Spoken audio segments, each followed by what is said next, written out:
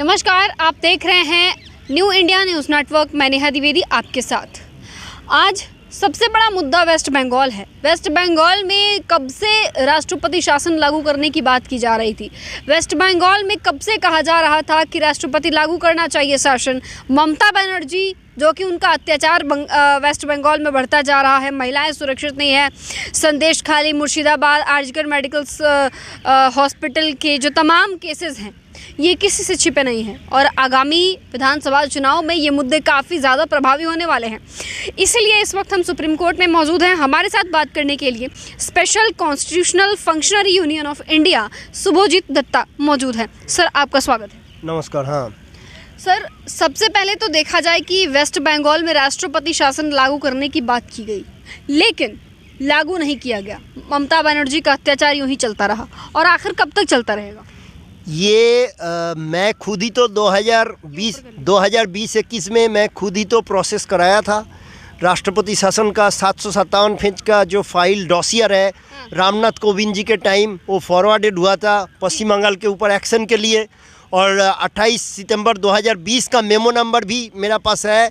Follow up memo number दिसंबर 2020 का है। इसके ऊपर उस टाइम अमित शाह जी ने बयान भी दे दिए थे, रनिंग प्रेसिडेंशियल प्रोसेस में कोई मिनिस्टर या पब्लिक बयान नहीं दे सकते हैं जब तक वो ना लगे। अगर लग जाएगा तो राष्ट्रपति भवन एक कम्युनिकेशन जारी करेंगे या ज़्यादातर गवर्नर या कैबिनेट का स्पोक्स पर्सन, जैसे अभी निर्मला सीतारमण कैबिनेट का स्पोक्स पर्सन है, पहले अरुण जेटली थे, मैंने देखा यूपीए टाइम में चिदम्बरम रहा करते थे।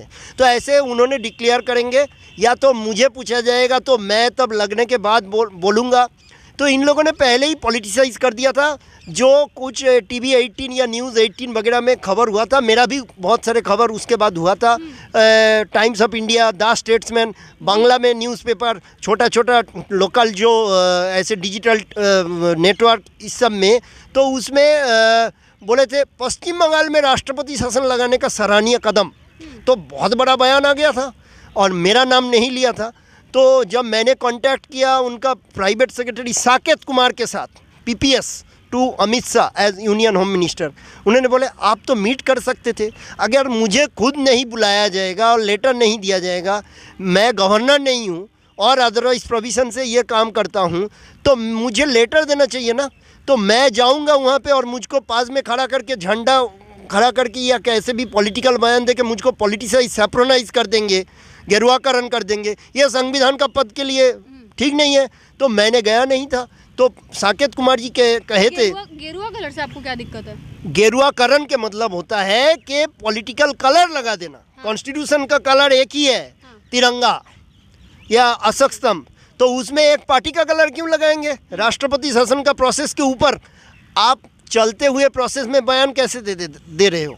That is not correct. या तो लगाओ, लगाने के बाद बयान दो through proper authority, Rashtrapati Bhavan के थ्रू। और नहीं लगाओ तो बोल दो ठीक है हम। तो फिर क्या हुआ, उसके बाद एक लोग एक्साइटेड हो गए।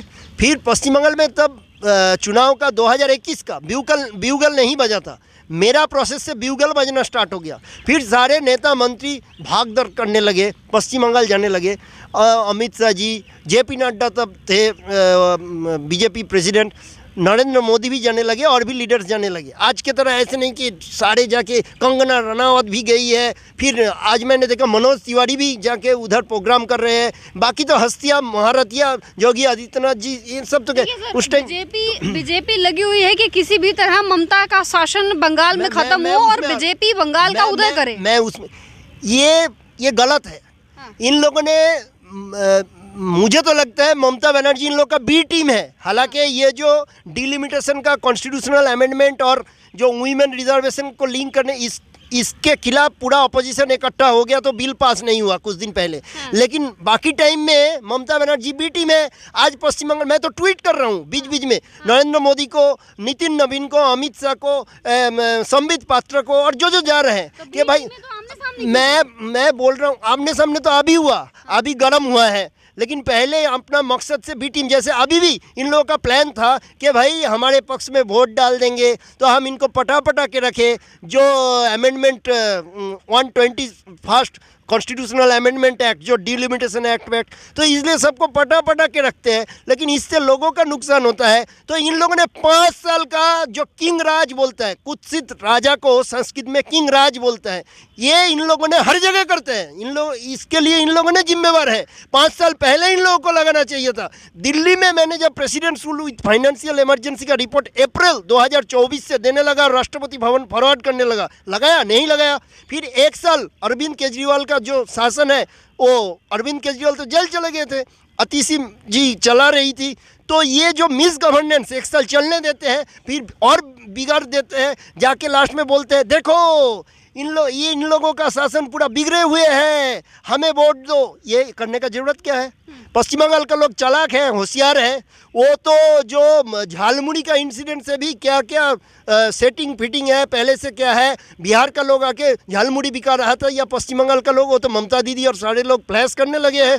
तो या रविंद्रनाथ टैगोर को कभी रविशंकर बोल दे रहे हैं, या तो सर सुभोजित सर, आप तो सीधा केंद्र सरकार को ही टारगेट कर रहे हैं कि केंद्र में जाके बंगाल में मैं मेरा ड्यूटी कर रहा हूँ पॉलिटिकली ऐसे करके, और मुझे दिखाई नहीं दे रहा है कि ऐसे करके जीत 100% कंफर्म है। आप 5 साल, मेरा काम है गुड गवर्नेंस, तभी हम लोगों जैसे पोस्ट है इमरजेंसी सर्जरी, वही तो नहीं किया ना। सर्जरी करना पड़ेगा तो आप ओपीडी का ट्रीटमेंट करा के नहीं चला सकते हो, तो आदमी मर जाएगा, तब जाके आप उसको दफना दोगे और बोलोगे चलो आदमी मर गया। हम तो आदमी को बचाओ, पश्चिम बंगाल को बचाओ, देश को बचाओ। एक मोस्ट तो 5 साल पहले करना चाहिए था। और दिल्ली में 2024 से राष्ट्रपति शासन फाइनेंशियल इमरजेंसी के साथ लगाना चाहिए था। तो सेंट्रल रूल ही तो है राष्ट्रपति शासन। सेंट्रल रूल में तो जैसे मणिपुर में बीच में राष्ट्रपति शासन लगा था, बीजेपी का ही सीएम को हटा के, एन बीरेन सिंह का सरकार था, अभी फिर मणिपुर में डिस्टर्बेंस स्टार्ट हो गया। तो उसमें सेंट्रल रूल यहाँ से ही home minister, finance minister, defence minister direction दे के चलाते हैं। तो ये 5 साल पहले से क्यों नहीं चलाए? 5 साल पहले से चला के 6 महीने के बाद अप्रूवल लेना पड़ता है। 3 साल तक कराना पॉसिबल है, जैसे जम्मू कश्मीर में हुआ था। तो सर इस बार आपको क्या लग रहा है इस बार ममता बनर्जी की सरकार आएगी क्या? मैं इसमें नहीं आऊँगा, पर मैं अभी जो देख रहा हूँ इनडायरेक्टली जो ये गवर्नमेंट करता है, और हम लोगों का नाराजगी है, क्योंकि हम लोग परमानेंट स्ट्रक्चर से है, कोई पॉलिटिकल हमारा झंडाबाजी का नहीं है। इलेक्शन कमीशन का जो executive power, judicial, quasi judicial authority and ad hoc legislative jurisdiction, इसका मिसयूज करके राष्ट्रपति शासन डिक्लेयर नहीं करके, अभी पश्चिम बंगाल में आधा राष्ट्रपति शासन लग गया। इतना पैरामिलिट्री, इसको पीट रहा है, उसको मार रहा है, लेडीज़ को लाठीचार्ज कर रहा है, झंडा उखाड़ दे रहा है, किसी को कुछ भी कर रहा है। ये ओनली इमरजेंसी का टाइम होता है, फंडामेंटल राइट्स नहीं दिखा जाता है। अब फिर आज खबर आया कि 800 टीएमसी का लोगों को एक साथ अरेस्ट करा देगा।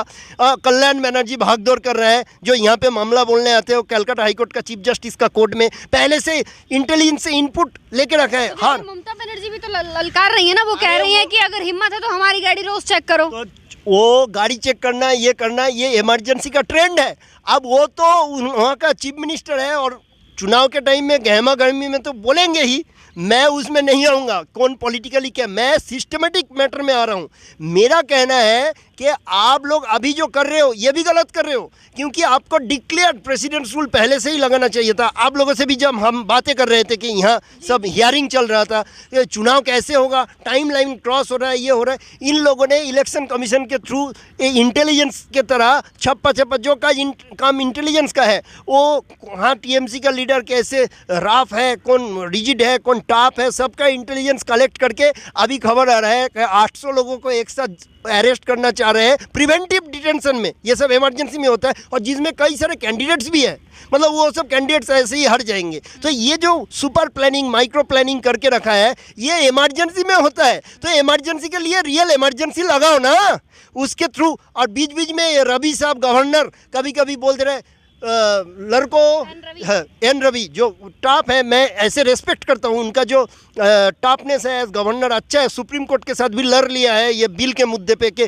गवर्नर और प्रेसिडेंट का साइन करने का जो पावर है, जस्टिस पारदीवाला के साथ पंगा हो गया था। वो तो उसमें तो हम बिल्कुल, जो हम एग्जीक्यूटिव ब्रांच से है गवर्नमेंट का, हम तो पूरा प्रेसिडेंट का ही साथ देंगे, सुप्रीम कोर्ट का साथ नहीं देंगे। यहाँ बैठ के बोल रहा हूँ, क्योंकि वो पावर में सुप्रीम कोर्ट हस्तक्षेप नहीं कर सकता है। जैसे जस्टिस पारदीवाला बोले थे, हम ही एक्ट बना देते हैं, कैसे कर सकते हो? लेजिस्लेटिव का काम है। आप जो है उन लोगों का नोटिस करो, प्रेसिडेंट का सेक्रेटरी को, गवर्नर का सेक्रेटरी को रिप्लाई मांगो, लेकिन आप खुद कैसे कर सकते हो? Not possible. तो ऐसे अभी इलेक्शन कमीशन कौन सा भाई प्रेसिडेंट्स रूल और स्टेट इमरजेंसी चलाने का, मेंटेन करने का अथॉरिटी हो गया? उनका काम तो इलेक्शन का है। अब ये गवर्नमेंट लास्ट में आके, मुझे इंटेलिजेंस का इनपुट मिला था बहुत पहले जब हम लोग शोर मचा रहे थे। इस बार मैंने प्रेसिडेंट्स रूल का रिपोर्ट नहीं दिया, इस बार मेरा नज़र जो है नेशनल इमरजेंसी, सिंदूर के बाद सही था, फाइनेंशियल इमरजेंसी, ईरान का जंग के बाद। तो वेस्ट बंगाल में बार बार रिपोर्ट देके लगाएगा नहीं, बयान देके उसको पॉलिटिकली हाईजैक कर लेंगे, फ़ायदा क्या है? और गवर्नर सब भी बैठे हैं, पहले अनंत बोस जी थे, अभी एन रवि है, उन लोगों का भी रिपोर्ट आ सकता है। तो मैंने इस बार रिपोर्ट नहीं दिया था, लेकिन मुझे इंटेलिजेंस का इनपुट मिल गया था, भाई कितना भी रिपोर्ट दो, हम ना तो प्रेसिडेंट्स रूल लगाएंगे और ना ही जो है वो करेंगे, क्या नाम है, कोर्ट से कुछ करेंगे। हम ऐसे टेक्निक से चुनाव जीतेंगे कि इसके बाद ममता बनर्जी इलेक्शन लड़ना और पॉलिटिक्स करने में डरेगी। तो वो आज दिखाई दे रहा है, क्या कर रहे हैं? इलेक्शन कमीशन को इमरजेंसी का एजेंट, मतलब इमरजेंसी जब लगता है स्टेट में, स्टेट इमरजेंसी और प्रेसिडेंट रूल, कुछ अथॉरिटी को पावर दिया जाता है, डेलीगेट किया जाता है कि भाई तुम करो, आप लोग करो। गवर्नर सुपरवाइज करते हैं ऊपर से, गवर्नर तो कर रहे हैं। एन रवि बीच बीच में बयान दे रहे हैं, अरे young girls and boys youth brigade come forward, state का हालत बहुत बुरा है, आगे आके स्टेट को बदलाओ चुनाव के टाइम में। अब देखो प्राइम मिनिस्टर ने टीवी में जो अभी एड्रेस टू नेशन किया, उसके अगेंस्ट ड्यूली सही तरीके से वो लेफ्टिस्ट करे या कोई भी करे, मॉडल कोड ऑफ डीएमके करे, मॉडल कोड ऑफ कंडक्ट का जिक्र किया है, ये सही है। ये इसी चुनाव के इसमें संदर्भ में कि चुनाव डिक्लेयर हो जाएगा तब सारे फोर्स भेज देंगे, सारे इलेक्शन कमीशन को ही सुपर अथॉरिटी बना देंगे, और मतलब उसके थ्रू हमने इमरजेंसी भी लगा के दिखाएंगे। तो ये गलत है, ये नहीं करना चाहिए। नॉर्मल टाइम में जैसे पीस टाइम मेडल भी होता है, उसको बोलता है अशोक चक्र, जो अवार्ड मिलता है, वार टाइम को बोलता है परमवीर चक्र।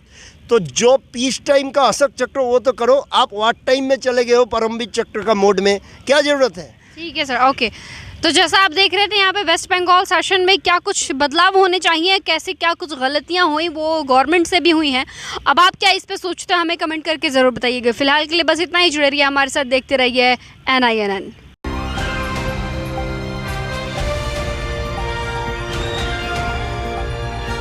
दिल्ली, हरियाणा, उत्तर प्रदेश, राजस्थान की हर खबर के साथ देखते रहिए न्यू इंडिया न्यूज़ नेटवर्क।